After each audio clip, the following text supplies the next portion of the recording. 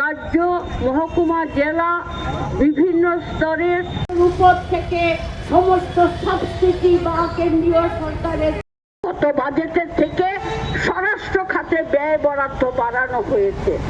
ভালো মান সম্পর্কে যারা প্রতিনিয়তই চর্চায় থাকে হচ্ছে, ওরা বলছে বেশি পাড়া, কিন্তু ব্যয় বরাদ্দ যেভাবে বাড়ানো হয়েছে তাতে কমরেড ঝর্ণা দাস গদ্য ব্যাখ্যা করছিলেন।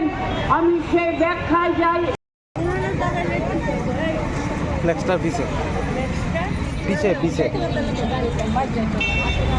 বলছি জনবিরোধী বাজেট, তাই এই বাজেটের বিরুদ্ধে মহিলাদের উপর, তাদের শিশু, তাদের ছেলে মেয়ে, কাজে এই বাজেট কর্পোরেট মুখী বাজেট।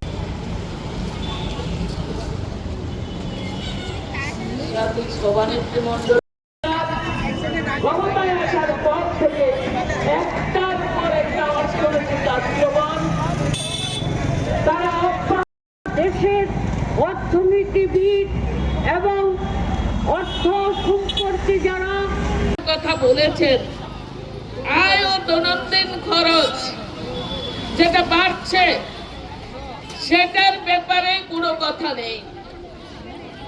কর্মসংস্থান ও শ্রমজীবী মানুষের গ্রামীণ যে কর্মসূচি, সেখানে কিছু অর্থ বাড়লেও কাজের কোনো গ্যারান্টি নেই।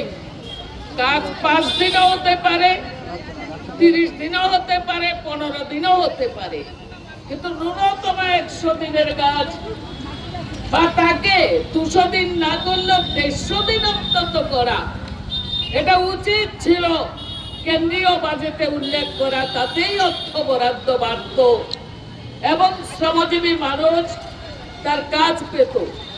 তার মধ্যে আমরা যদি দেখি যে প্রকল্প কর্মীরা, সমস্ত প্রকল্প কর্মীরা মহিলা, শ্রমজীবী মহিলাদের মধ্যে রেগার কাজ প্রকল্প কর্মী আমরা যদি গোটা দেশে দেখি তাহলে মহিলাদের সংখ্যা প্রায় 90%।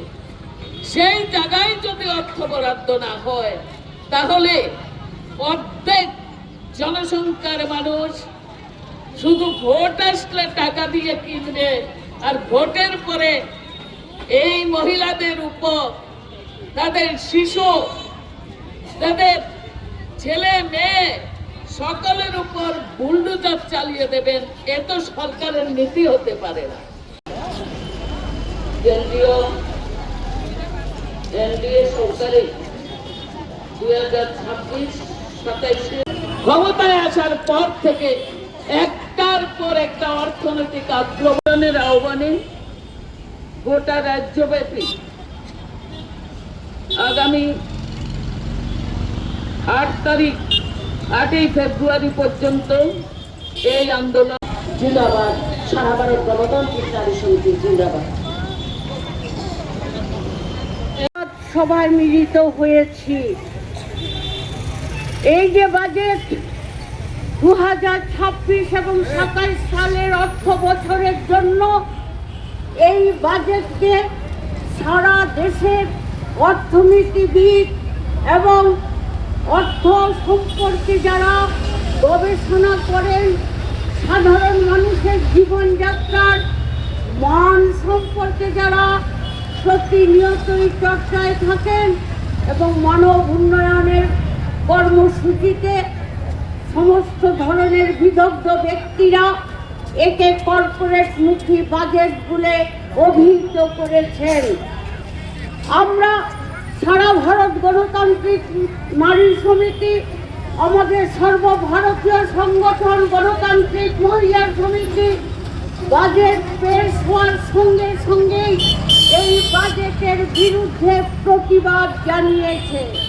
সংসদে যখন কেন্দ্রীয় অর্থমন্ত্রী নির্মলা সীতারমণ বাজেট পেশ করছিলেন, তখন একের পর এক এই বাজেটের সমস্ত কর্পোরেটের স্বার্থ রক্ষাকারী দিকগুলি যখন ভেসে উঠছিল তখন আমাদের সর্বভারতীয় নেতৃত্ব প্রতিক্রিয়া ব্যক্ত করে বলেছেন গরিব মানুষের পেটে লাথি মারার জন্য আরেকটা পদক্ষেপ নিল কেন্দ্রের বিজেপি সরকার। 2014 সাল থেকে 2026 সাল এখন পর্যন্ত যতগুলো বাজেট কেন্দ্রীয় সরকার গ্রহণ করেছে সমস্ত বাজেটগুলো হচ্ছে দেশের বৃহৎ পুঁজিপতি, কর্পোরেট মালিক এবং অর্থবিত্তশালীদের স্বার্থের দিকে লক্ষ্য রেখে। আমরা গত বাজেটেও এই প্রতিক্রিয়াই ব্যক্ত করেছিলাম। আমার আগে আমাদের সংগঠনের সর্বভারতীয় নেতৃত্বে ধর্মা দাশগুপ্ত ব্যাখ্যা করছিলেন। আমি সেই ব্যাখ্যায় যেতে চাইছি না। আমি আপনাদের কাছে প্রশ্ন রাখছি, এই বাজেটে দেশের সবচেয়ে বড় যে সংকট, বেকার সমস্যা, সেই বেকারদের কর্মসংস্থানের দিশা কোথায়? বলুন আপনারা। লক্ষ কোটি কোটি বেকার গোটা দেশ ছেড়ে গেছে সামান্য একটা কাজের জন্য। একটা ঝাড়ুদার, একটা পিয়ন, একটা নাইট গার্ডের কাজের জন্য উচ্চ শিক্ষিত বিএ পাস এমএ পাস ছেলেরা বন্দি হয়ে ঘুরছে, ইন্টারভিউ দিচ্ছে। অথচ আমার কেন্দ্রীয় সরকার মুখে বলছে